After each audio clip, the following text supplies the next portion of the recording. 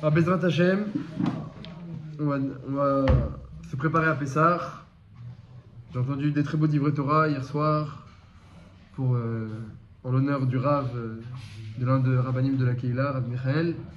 Ils ont tous parlé de Pessah, de la Karatatov. Donc en même temps, je vais rapporter un petit peu les divrei Torah qui ont été dits. Voici à Brachot. Et Bezrat Hashem, on va se préparer ensemble à se rappeler de la sortie d'Égypte. C'est une mitzvah quotidienne de se rappeler de la sortie d'Égypte. Zecher Yetziat Mitzrayim. Ça intervient dans de nombreuses mitzvot. Hachem nous demande de faire la mitzvah et de nous souvenir de Yetziat Mitzrayim. Celui qui a fait Kiddush, il n'a pas dit Zecher Yetziat Mitzrayim, lo Yetziat Dechova. Une fois, un Chaver qui était invité, le Balabait, il a avalé Zecher Yetziat Mitzrayim dans le Kiddush. Il a recommencé à Kiddush. Il a entendu Mekadesh Shabbat, il a entendu Bon Mekven, il a pas entendu Yetziat Mitzrayim, il a recommencé. Discrètement. Entre Kiddush et Netilat. Alcool Panim, il faut entendre Yetziat Mitzrayim. Il y a beaucoup de mitzvot où Hachem dit qu'elles doivent être faites en souvenir de la sortie d'Égypte. C'est très shorashi, c'est très profond la sortie d'Égypte. Déjà, Hachem, lorsqu'il fait son pacte avec Avraham Avinu, on est rien qu'à l'alliance de Brit Ben Ametarim, où Avraham Avinu il se lie avec Akadosh Baruch Hu. Il n'a même pas encore Yitzhak, et sans parler de Yaakov. Et déjà qu'Hachem dit, écoute, on va s'allier, mais sache qu'il y aura le passage en Égypte, avec l'esclavage et le dur labeur, et ils sortiront d'un bras étendu. Tout ça, Hachem lui dit déjà Avraham depuis l'alliance des morceaux. On voit que c'est le passage indispensable, c'est fondamental la sortie d'Égypte. Reliot que si Avraham Avinu dit le Ramban, il était arrivé à une madriga encore plus grande que ce qu'il arrivait, on aurait pu éviter. On va dire le Ramban, mais ça n'empêche pas que c'est Yesodi, c'est très profond, et c'était le tzorer du Ham Israël de passer par là. Reste à comprendre pourquoi, comment. Bémet, la grande mitzvah de la période de Pessah, c'est la Haggadah, c'est la grande mitzvah.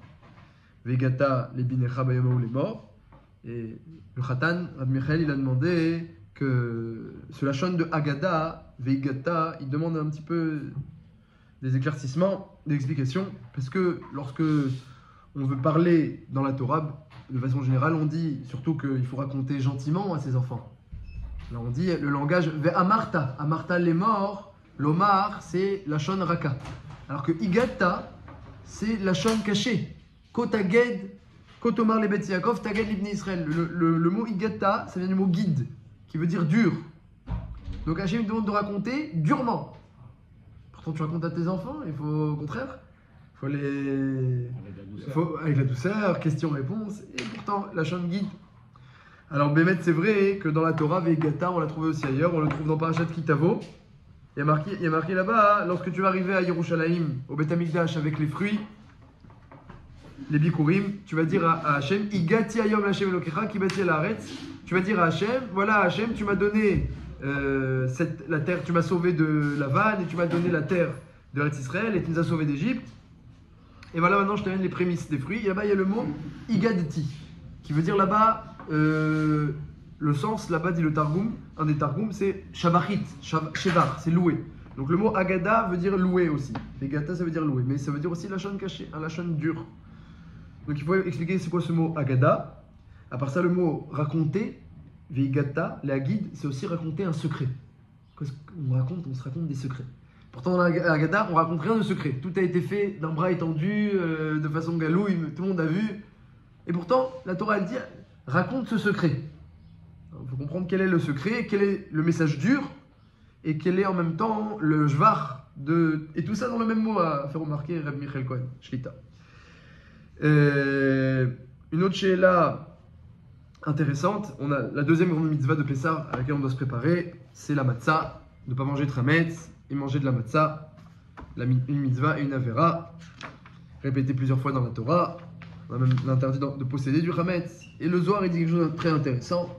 Il dit le Zohar, Kad Nafku, donc Parashat Tetzavé, Zohar sur la matzah, Koufpe Gimel, Kad Nafku, Israël B'Mitzrayim, Lo Ave Yadeh, Razade Memnuta. Lorsque les Israël sont sortis d'Égypte, ils ne connaissaient pas la Emouna. Ils ne sont sortis d'Égypte, ils ne connaissaient pas la Emouna. Pourtant, ils ont eu le sang, les grenouilles, les poux, ils ont tout vu, la Hashgacha d'Hachem. Les bêtes féroces, elles vont chez les Égyptiens, elles ne rentrent pas chez nous. Des vers, ça tombe sur les bêtes des Égyptiens et ça tombe pas sur une seule des Bnei Israël, ça ils ont vu. Mais, dit le Zohar, les Bnei Israël ils n'avaient pas la Emouna. Lo yadeh raza ve'ikara de memnuta. Il connaissait ni le secret de la Emouna, ni le secret de la Emouna, ni le fondement de la Emouna. Alors qu'est-ce qu'il a fait Hachem? Qu'est-ce que je vais faire pour eux? Amaresh Bourou. Itamouna svata. Donnez-leur un médicament. Comme ça c'est marqué. Ils sont malades, ils n'ont pas Emouna. Hein, quelqu'un qui n'a pas Emouna, il est comme des fois vous rencontrez quelqu'un qui n'a pas Emouna. On essaye de lui parler. Bon, ça sort jamais bien. Ça sort jamais bien. Les Mefarshim d'Abad, déjà dans la Mishnah, Dam al-Hashiv la Pikoros, ils disent que ça sert à rien du tout de lui répondre. Sache quoi te répondre à toi-même si tu entends des arguments hérétiques. Mais lui, parce que Béhémet, comme il dit le Zohar, il est malade. Tu crois que tu as déjà vu un médecin qui guérit par la parole? Ça va, il y a des psychologues, mais une vraie maladie, on ne guérit pas par la parole, de façon générale, à moins d'être vraiment un très très grand médecin. Donc ça sert à rien. Au mieux, il va être contaminé parce que c'est très contagieux. Les mauvaises, comme ça, Rav Pinkus, il ramène un passouk de Shlomo Meller. Ne parle pas à l'hérétique lorsqu'il a ses arguments parce que c'est dangereux, comme un ours qui a perdu ses enfants.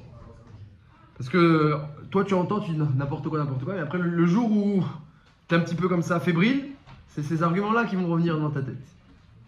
Donc, Bekitsour, la Torah elle dit les Juifs n'aient pas Emouna. Hachem a dit mais donnez-leur un médicament.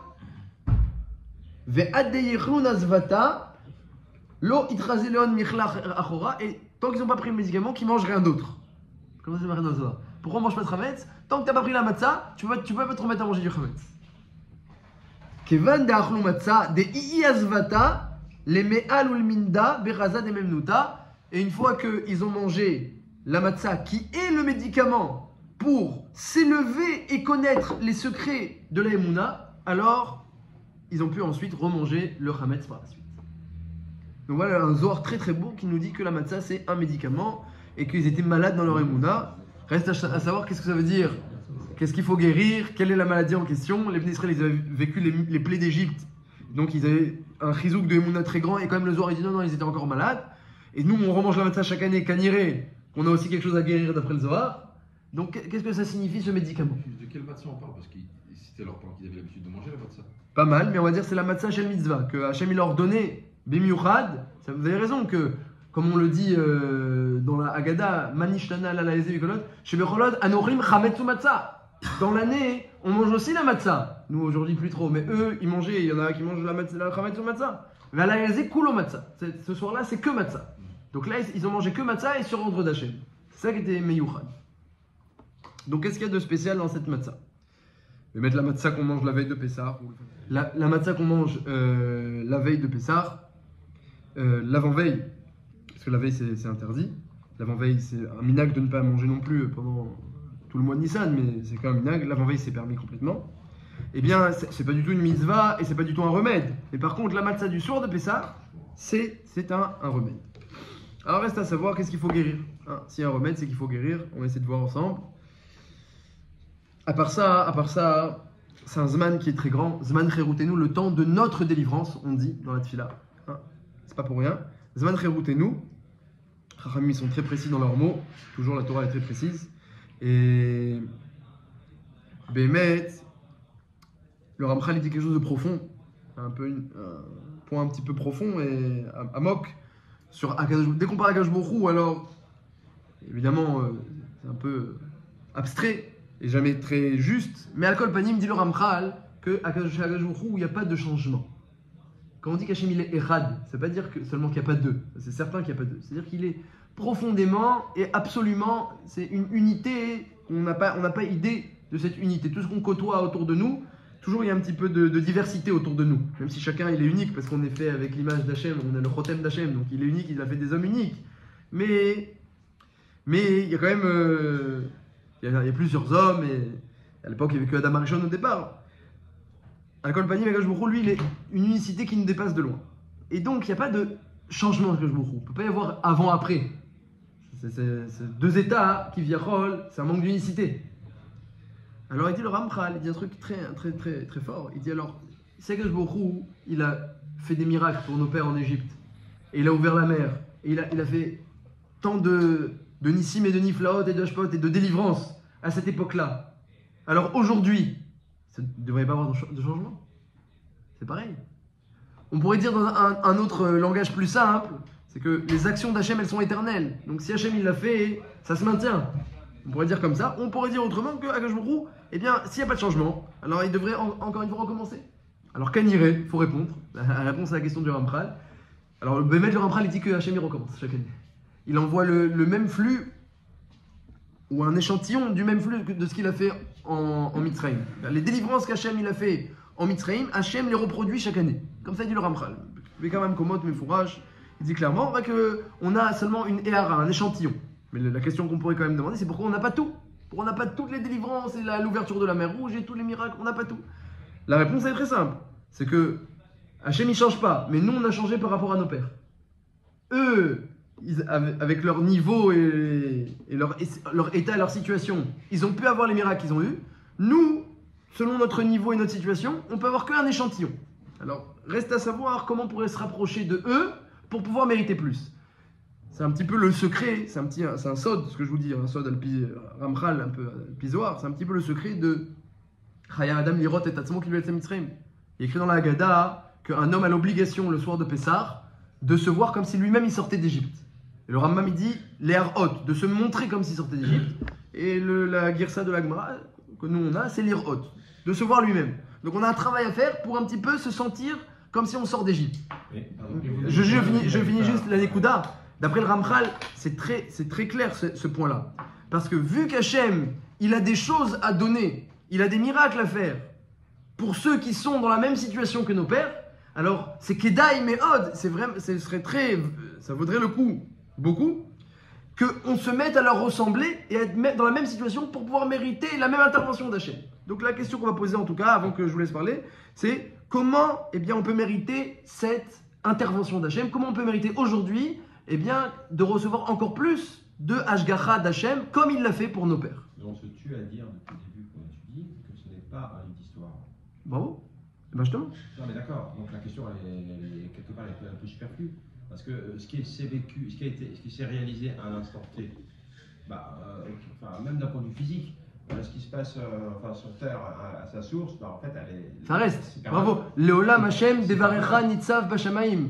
On dit à Kippour à Rosh Hashanah, Leolam Hashem, ouais, avec la Nigun, Nifla. Leolam Hashem devarecha, on le dit 12 fois devant la Ron Kodesh, vous vous rappelez? Leolam Hashem, pour toujours Hashem, devarecha nitzav, ta parole créatrice, nitzav, elle se tient bashamaim dans le ciel. Donc ça, on a dit, c'est un pasouk. La Sheila, elle est un peu plus profonde qu'on demande. C'est que qu'est-ce que nous on peut faire pour arriver à recevoir un peu plus de Hashpaot de cette parole. C'est vrai qu'Hachem, ce qu'il fait, c'est éternel. Chez lui, il n'y a pas de changement. Mais les Maasé, on ne voit pas l'intervention d'Hachem comme on la voyait en Égypte. Donc, on dirait qu'on ne ressemble pas trop à nos pères. On descend d'eux, mais on ne leur ressemble pas trop. Comment on peut faire pour leur ressembler encore un peu plus? Alors, je l'ai dit, le premier secret, c'est de se voir soi-même comme si on sortit d'Égypte. Comme si on sortait d'Égypte. Mais on va essayer un peu plus d'approfondir quel était exactement le mérite de nos pères. Pourquoi ils ont mérité autant de Nissim, d'Akadosh Baruch Hu et cette grande délivrance d'Égypte? Je l'avais dit tout à l'heure qu'il n'avait même pas la Emouna avant de manger la matzah. Bravo, c'est une parfaite contradiction. C'est une contradiction intégrale. Nifla, je ne l'ai pas écrite, mais maman, je vais la rajouter. Nifla, très joli. Il demande que les rois stira, parce qu'on est en train de dire que on n'est pas comme nos pères. On ne mérite pas les Nissim et les Niflaot, on ne mérite pas la délivrance qu'eux ils ont eue. Et on va essayer de se rapprocher de eux. C'est ça tout le travail de la Haggadah. Regarde comme si toi. Puis d'un autre côté, tu me dis, mais eux ils étaient malades en Emouna. Et attendez, rajoutez 49e degré d'impureté. Et Ovdei Avodazara. Vous pouvez en rajouter des couches et des couches. Très belle question. Blinéder, on y répondra aussi. Donc, l'échalote qu'on a demandé, c'est comprendre la sortie d'Égypte, comprendre la Haggadah, qu'est-ce qu'il y a de dur, la shon Vegata, c'est un lachon caché, Kotaged, Taged l'Ivné Israël, qu'est-ce qu'il y a de secret aussi dans la Haggadah, la matzah, pourquoi c'est un remède, et comment faire pour que les Hashpaot de Pessah viennent encore plus sur nous. Si Hachem, chez lui, il n'y a pas de changement, alors il devrait nous envoyer les mêmes Nissim. Parce que chez nous, il y a eu du changement. Alors comment on peut faire pour revenir un petit peu à la source de la parole d'Hachem, comme vous avez dit, ou à nos sources à nous, pour ressembler à nos pères? Et enfin, la dernière question que vous avez posée, comment résoudre un petit peu la contradiction que nos pères ont mérité, mais d'un autre côté, on voit qu'ils étaient vraiment mamash, aura des pâquerettes, à tous les niveaux, matériel, spirituel, Emouna, Touma, Avodazara. Et pourtant, on nous dit de leur ressembler, c'est une grosse contradiction. Alors le Chida, il dit au nom de son grand-père que Bémet, donc la sortie d'Égypte, chaque année, comme vous avez dit, elle a lieu en tout cas au niveau spirituel. Et dit, le Chida, il dit qu'il y a des gens, hein, comme le Rambam il dit, on le voit déjà autour de nous, et puis le Rambam il le dit, il y a des gens qui sont bloqués, ils ne peuvent pas faire tchouva. Les gens ils sont bloqués, il y a 24 avérotes qui bloquent la tchouva, puis il y a des gens, ils sont très très loin, il y a des blocages, ils n'arrivent pas à passer. Et bien ils sont bloqués dans le ciel, c'est pas qu'en bas, ils ont l'air bloqués en bas aussi, mais ils sont bloqués en haut. Ils sont bloqués en haut. Et il y a des malachim qui les empêchent d'accéder au Baté Midrashot, Baté Knisiot, et puis s'il va rentrer dans un jour dans une yeshiva, il y a le fou de la yeshiva, putain, il va sortir, il dit ah, ils sont tous où ici? Mais pourquoi juste lui t'inquiète pas, on s'occupe de lui pour le laisser bloqué. Ouais, le Khadash disait, quand quelqu'un il arrive à rentrer, à se mettre à étudier, il dirait que sa grand-mère dans le ciel, elle a dû prier pour lui en pleurs. Donc il y a des gens, ils sont bloqués. Et ben, disait, le grand-père du Khadash disait, tout ça c'est vrai, sauf à Pessar. Sauf à Pessar. À Pessar, tous les blocages, ils peuvent être. On peut tout faire sauter. Les Bnei Israël, ils étaient vraiment dans un matzav caché de Avodah Zara, même peut-être Char et Touma, ils étaient bloqués. Moi, de mes yeux, j'ai vu des Chaverim à moi, qui, Mamash, Bekoshi, ils connaissaient leur identité. Ils sont venus passer Pessar chez moi, et maintenant, c'est des Bnei Torah Amiti qui étudient la Torah mieux que vous. Et il y a des trucs que, lorsqu'Hachem, il a ancré dans le temps et dans l'espace, qu'on peut faire sauter certaines limites, certaines barrières. Alléluia, Avodah Zara, on peut faire sauter, il a dit Hachem. La mer, elle ne veut pas s'ouvrir, on peut faire ouvrir. Ils sont bloqués dans leur impureté, on peut débloquer. Il y a des choses que ça reste. Donc même si on ne le voit pas, les pharaons, qu'on le sache, que au niveau spirituel, c'est vada et qu'il y a une hashpa très très grande. Et puis si ça, c'est vrai pour ceux qui sont très loin, hein, alors à combien de raison c'est vrai pour ceux qui sont proches qu'on peut aussi dépasser nos limites. Reste à comprendre un petit peu c'est quoi le secret de la sortie d'Égypte et comment on peut recevoir donc toute cette grande délivrance, hein, une délivrance matérielle à l'époque aussi, une délivrance spirituelle. Ils sont sortis, ils étaient très riches et au niveau spirituel et au niveau matériel. Ils sont partis de la pauvreté spirituelle et matérielle à la richesse. Bémet c'est Marloquet, Rav et Shmuel dans la Gemara. On doit raconter la sortie d'Égypte. On doit raconter Mignaï Lejvar. D'abord raconter le mal et ensuite raconter le bien. Marloquet, Rav et Shmuel, est-ce qu'il faut raconter le mal spirituel, ils étaient idolâtres, ou le mal matériel, ils étaient esclaves? Et puis les maçons, on est marmire comme les deux chitotes, donc on raconte les deux. Mais donc il y a mamash, il y a de grandes délivrances qui peuvent être opérées pendant le Chodesh Nissan. Nissan c'est la chaîne Ness. Il y a de grandes délivrances. Reste à savoir un petit peu qu'est-ce qu'Hachem il attend de nous, comment on peut recevoir toutes ces délivrances. Alors, je vous raconte un petit peu des sipurim, des machalim que j'ai entendus hier soir au Shuavarot de Rabbi Michel. Ils ont dit des très belles choses pour parler de Hakaratatov et de Emouna et cette période-là. Un premier sipour que j'ai entendu du beau-frère du Khatan, il a raconté que il a dit Reuven, eh bien, un jour il est arrivé un matin à la choule, après l'office, il a mis des croissants, des rogalères, un petit déjeuner comme ça, jus d'orange, tout ce qu'il faut. Alors tout le monde dit mais qu'est-ce qui se passe? Qu'est-ce qui se passe? Il dit, écoutez, vous n'allez pas me croire. Hier j'étais dans la rue, et puis il y a une moto qui m'est rentrée dedans, et puis elle m'a heurté, et j'ai été percuté, et quand même je suis sorti indemne complètement alors qu'il roulait très vite. Mamash, un neige, je sais pas comment j'ai pu être sauvé pareil, sans rien avoir, un S. Et donc il fait une Seudat Toda. Donc il invite toute la Keïla à participer, à remercier Akadosh Baruch Hu. Puis le lendemain, il y a son frère Shimon, son voisin de prière, et bien qui amène beaucoup plus que lui. Il amène mamash en plus de petit déjeuner, il amène en plus du herring, du hareng, comme c'est le minag en Israël, du kugel, et mamash, petit déjeuner mamash élargi. Voilà. Et les crackers, et le cornichon. Pareil Kétan. Voilà.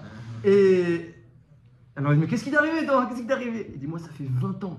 Ça fait 20 ans que je suis en Beth Midrash. Et pas une fois je me suis fait renverser par une moto. Et ça veut dire quoi? C'est-à-dire qu'il y a deux manières de se réveiller pour remercier Hachem. Il y a deux manières de se réveiller. Il y a celui qui se réveille parce qu'il s'est fait renverser par une moto et il n'a rien eu. Puis il y a celui qui se dit mais j'aurais pu me faire renverser, je ne me suis pas fait renverser. Et il se met à remercier Hachem. Et les deux ils ont le mal. Les deux ils ont le mal. Parce que celui qui est conscient que Hachem il le sauve tous les jours, c'est une grande mal. Mais celui qui a vu la moto arriver en face de lui, il a senti que ça y est, c'est fini pour lui. Ça s'arrête. Puis après il voit que ça continue. Alors, la Hakaratatov, elle est beaucoup plus Amouka. C'est vrai que Shimon, il a de quoi remercier encore plus. Tous les jours, Hachem il me sauve. Il amène un petit déjeuner encore plus grand. Et c'est certain que c'est un haut niveau de percevoir Hachem tous les jours de sa vie. Mais on va dire que c'est pas aussi profond et aussi vrai que celui qui a vu la moto en face de lui. Et il a pensé, ah c'est fini. Et en fait ça continue. Et là, lui, il se sent vraiment redevable. Il y a des gens qui ont eu des déclics quand ils ont des grands sauvetages. Je vais vous raconter justement un machal du Zohar. Le Zohar, il dit un machal très intéressant sur Yetziat Mitzrayim. Écoutez le machal du Zohar. Il dit un jour, il y avait un Ani, un pauvre dans la rue, Mechoar Beyoter. Un pauvre qui était vraiment dégoûtant. T'as même pas envie de lui donner une pièce. Dégoûtant. Et il était malade déjà, donc personne ne voulait s'approcher de lui. Et puis les vêtements, il y avait Bekoshi des vêtements, ils étaient sales. Et il y a quelqu'un qui s'approchait, il lui a dit t'es marié, il n'était pas marié. T'as de la famille, il n'a pas de famille. Et en plus, il tousse comme c'est pas permis. Tout le monde passe vite quand on passe devant quelqu'un comme ça. Tout le monde passe vite. Et en plus, il n'avait pas de maison. Et il y a un riche qui passe par là. Et il le voit comme ça. Et il dit c'est Chaval, je vais essayer de faire quelque chose pour lui. Et il le prend, dit le Zohar. Il le soigne. Jusqu'à qu'il arrête de tousser, d'avoir de la fièvre. Il le soigne complètement de sa maladie qu'il avait. Ensuite, il lui achète une maison, parce qu'il n'avait pas de maison. Donc il achète une maison, il le met dans un endroit où il est confortable. Et puis il lui donne une apparence, il le lave, il lui donne une apparence, des vêtements. Et il lui trouve une femme. Il le marie. C'est le rêve. Il est passé de Mamash, Bibira Amical et Roumamahala. Il est passé du tout au tout. Il avait rien, maintenant il a tout. Ça c'est le Zohar. Et le Zohar il dit maintenant, comment il va se sentir cet homme par rapport à son donateur? Si un jour son donateur il appelle à 2h du matin, hein, et il dit dis-moi tu peux venir me rendre un service et me dire 2h du matin, t'exagères.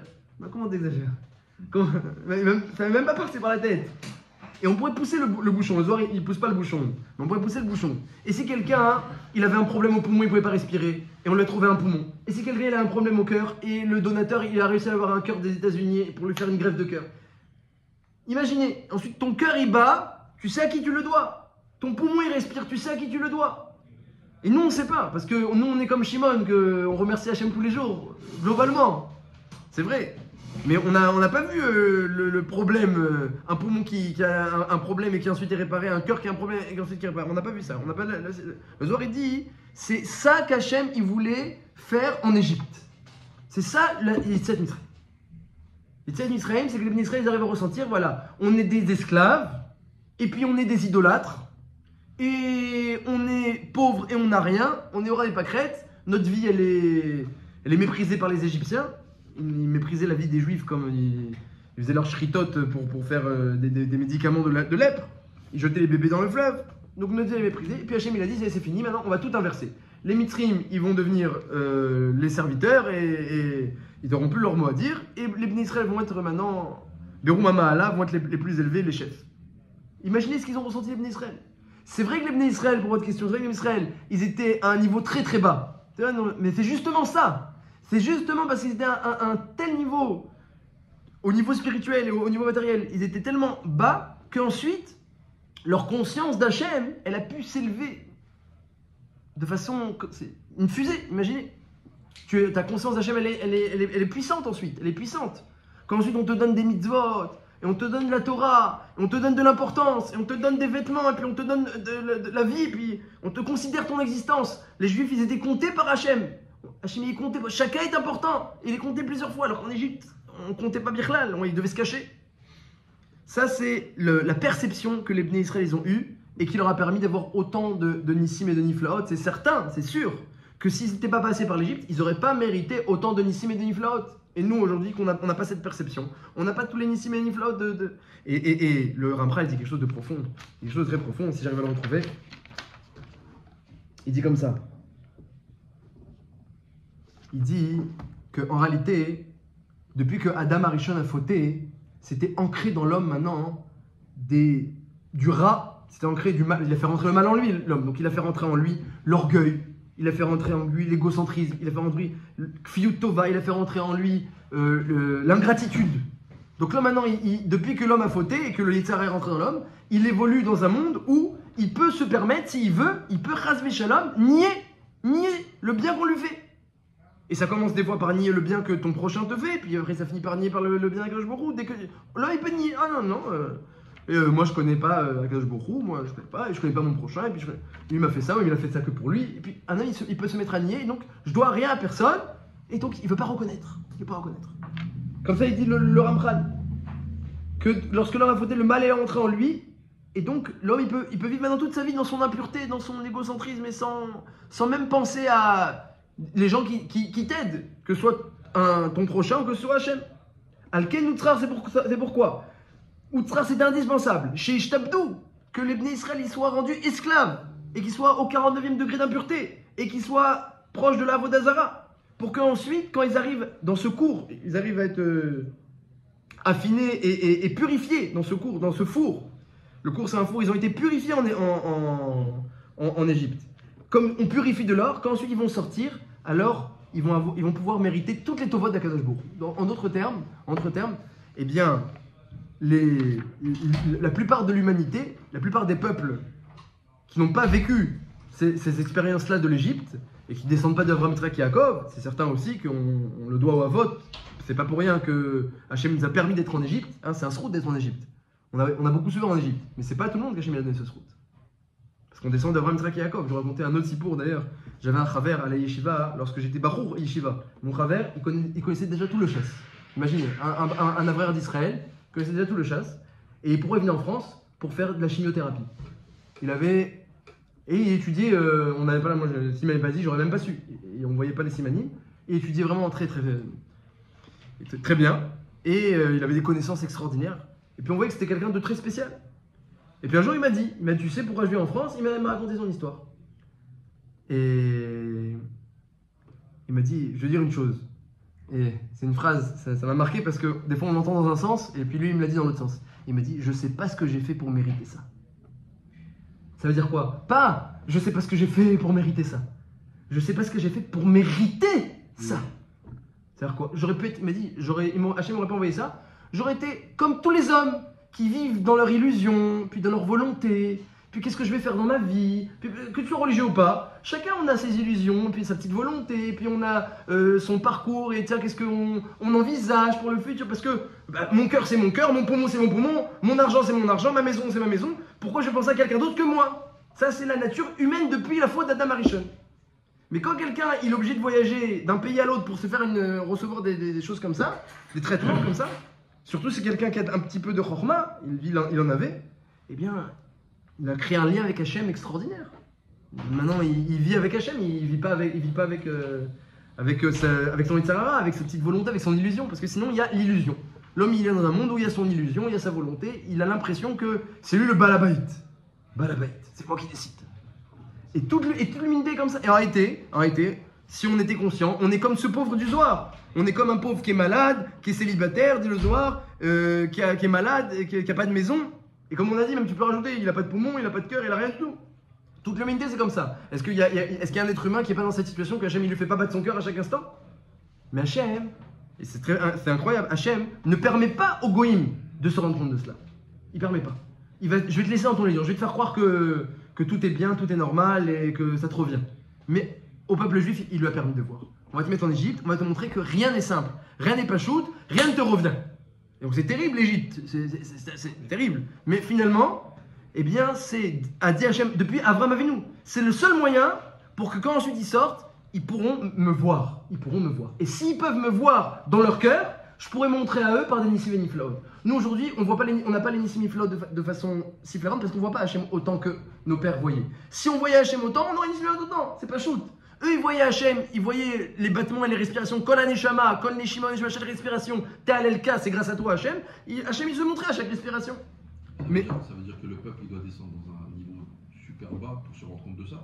Ça veut dire qu'il fallait qu'il y ait un passage du clan Israël avant Matan Torah. Avant Matan Torah, il fallait qu'il y ait un passage. Ça suffit une fois. Si Hachem l'a fait une fois, ça suffit une fois. Que le clan Israël passe dans une situation où ils étaient vraiment assujettis complètement, pour qu'ensuite, quand ils sortent, ils puissent passer de l'assujettissement à Paro à l'Égypte à l'assujettissement à Hachem.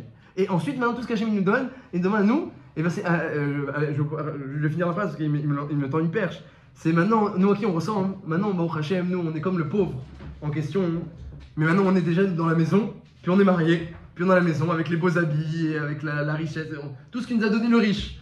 On se rappelle plus, Birlal, de quand on était en Égypte. Mais des fois, le riche il est chacham. Des fois, le riche il passe et puis il nous sort les haillons. Les haillons du pauvre, comme ça, il nous montre. Pour pas qu'on oublie. Pour pas qu'on oublie. C'est ça, nous, Zechal Sen Israël. Nous, ce qu'on demande, c'est ça. Rappelle-toi des haillons. Rappelle-toi le matzah où tu étais.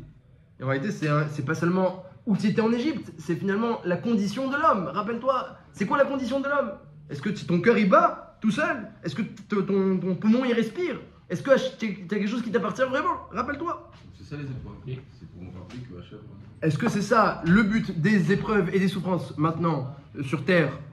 C'est pas seulement ça, mais c'est ça, Vadaï, l'un des buts essentiels du passage en Égypte. Et on peut pas penser que la Shoah a joué ce rôle de déclencheur Je sais pas juger. conscience. Je sais pas juger. Ça, je sais pas juger. Moi, ce qui est marqué dans Chazal, je sais pas juger. Ce qui est marqué dans la Gemara, dans Chazal, dans le Ramchal, je peux vous dire, mais ça, je sais pas. Abraham, Isaac et Jacob, ils ont pas lu ça.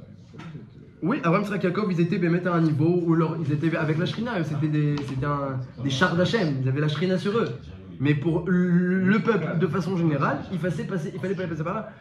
Eux, ils ont réussi à se nettoyer complètement. C'est marqué dans la Avodah Zara, de leur Yetzirah complètement. Ils avaient 2 Yetziratov. Abraham, Isaac et Jacob n'ont pas eu ces épreuves-là parce qu'ils avaient 2 Yetziratov. Mais pour leurs enfants, qui avaient encore, comme ça dit le Ramchal, l'impureté de Adam Arishon en eux, il fallait se purifier de ces impuretés. Alors nous, cette impureté elle est profonde. On a expliqué avec des mots un petit peu de midot que c'est lié à voir Hachem et arriver à la reconnaissance. Et c'est ça l'essence du Yehudi. C'est quoi un Yehudi? Un Yehudi, c'est quelqu'un qui reconnaît chaque chose. Ils sont passés par des stades quand même compliqués. La Kedat pour Yitzhak, Yaakov qui perd le sel. Oui, ils ont une émissionnote, mais c'était pas. Qui a construit mais c'était pas, comme dit le Ramchal, une purification.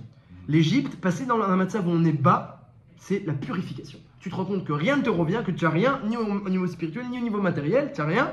Et quand tu te sens comme ça, pauvre comme ça, quand tout le peuple y sort pauvre, ensuite quand on leur donne la richesse, il y aura un nouvel œil sur la richesse. Alors pour répondre un petit peu aux questions qu'on a posées, donc ça on a expliqué pourquoi la sortie d'Égypte était très profonde. Et depuis, déjà Abraham Avinu, Hachem il a dit à Abraham, que je te préviens, il faudra passer par l'Égypte.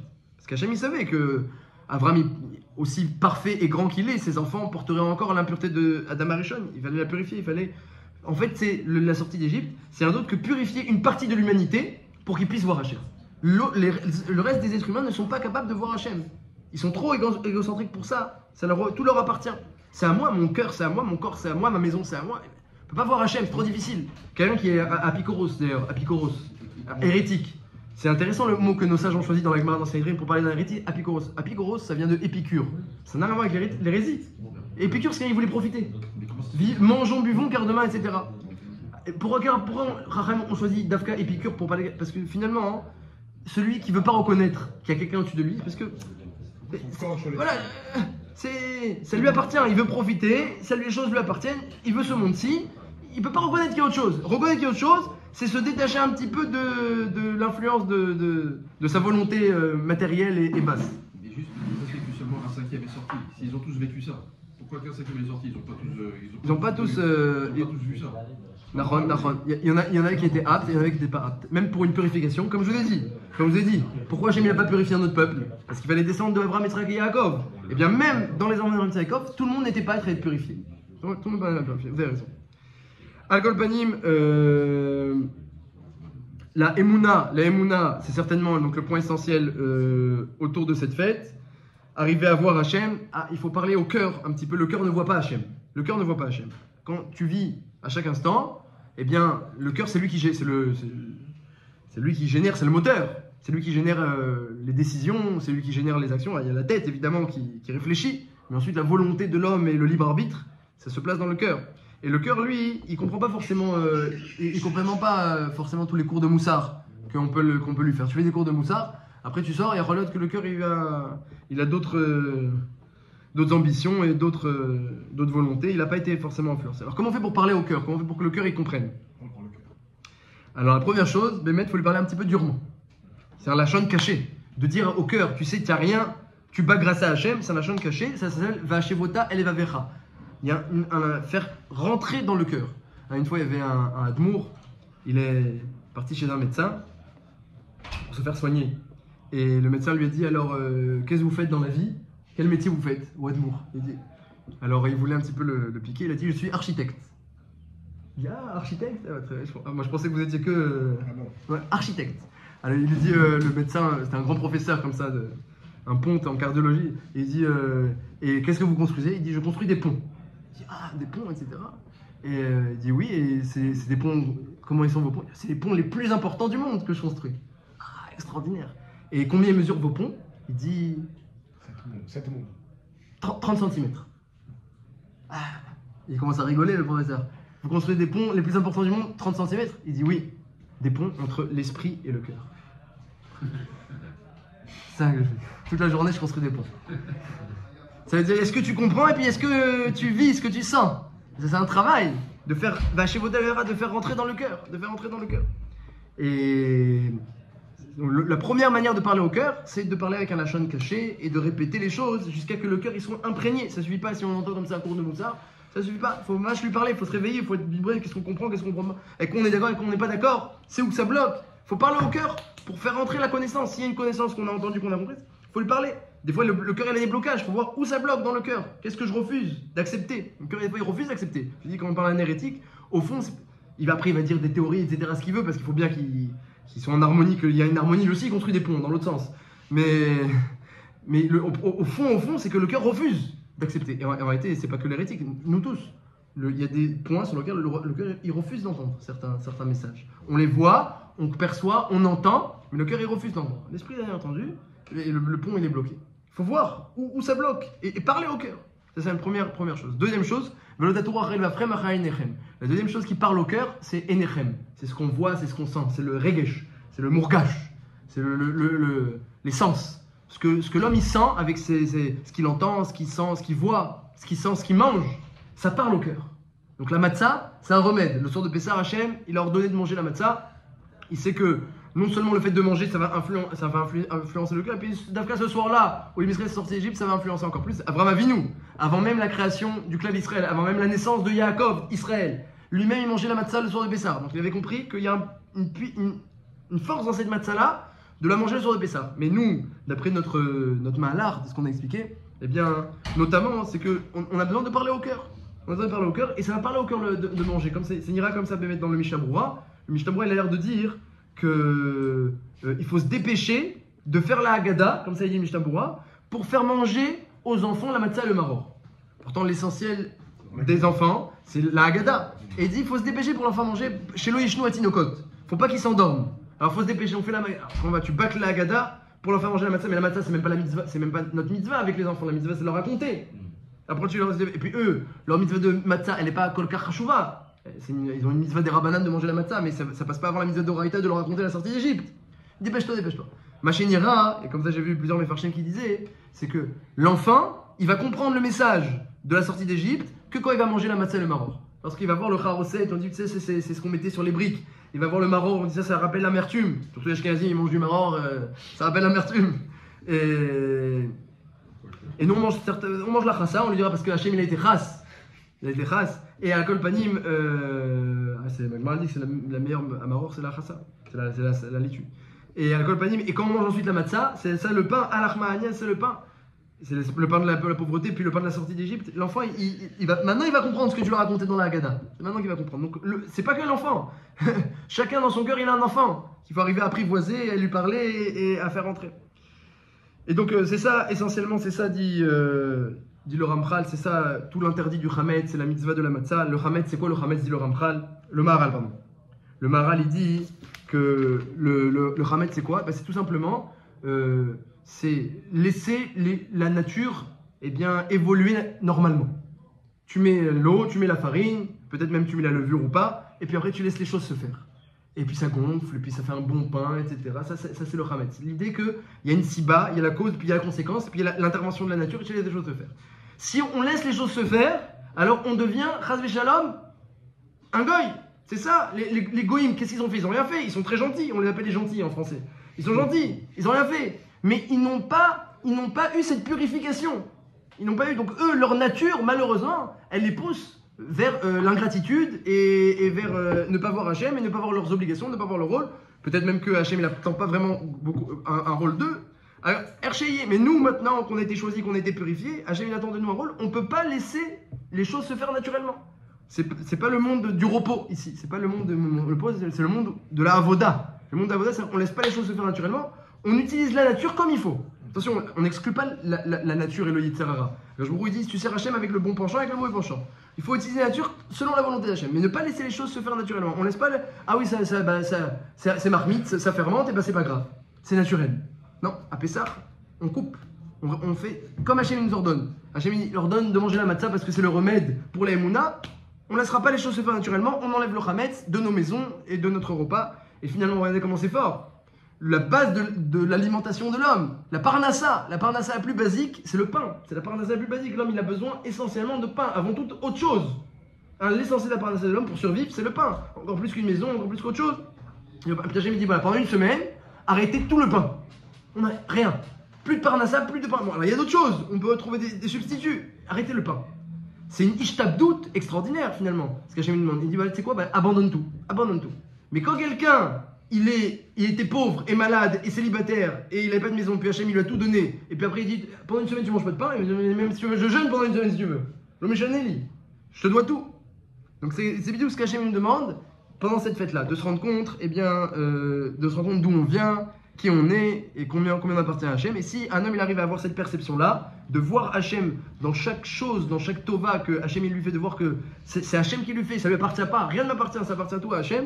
Alors déjà, il arrivera au niveau de ses pères qui sont sortis d'Égypte avec cette même perception. Et puis c'est certain qu'il sera zoré, Denissim, Veniflat.